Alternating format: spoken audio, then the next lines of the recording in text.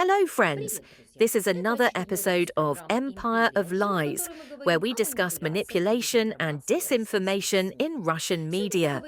When propaganda confuses a bear with a tiger, Russian television increasingly resembles not a media outlet, but a weapon of information warfare. The new episode of 60 Minutes with Olga Skabeeva is a clear example of this. From the very first minutes, viewers are greeted not by analysis or facts, but by a deliberate metaphor. Russia is not a paper tiger bear, and there are no paper bears. The message is simple. Moscow is strong, and Western threats are laughable. But precisely in this deliberate bravado lies confusion. The Kremlin is increasingly forced to prove that it is still strong. Trump, Ukraine, and the transfer of war to Europe. The main topic of the episode is Donald Trump's speech at the UN General Assembly. Propaganda presents his words as a scandal.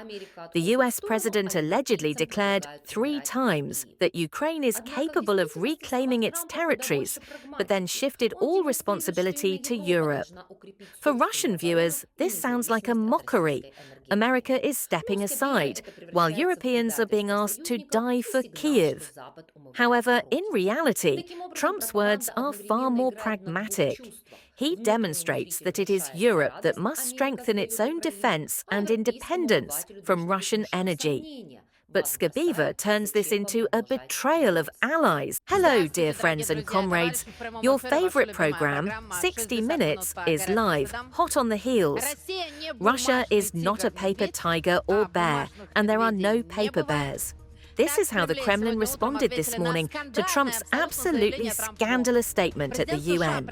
The US president threatened to destroy the Russian economy and at least 3 times suggested that the Kyiv regime could turn the tide of the war and recapture lost territories during his meetings with Zelensky, with Macron, and on his social media accounts.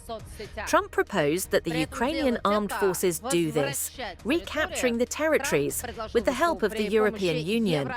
The United States itself will no longer spend money on the war. As usual, the US president complained that his very good relationship with Putin prevented the war from ending.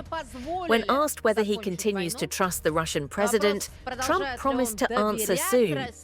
Watch our report, Mr. President. Is there any news about your talks with President Putin?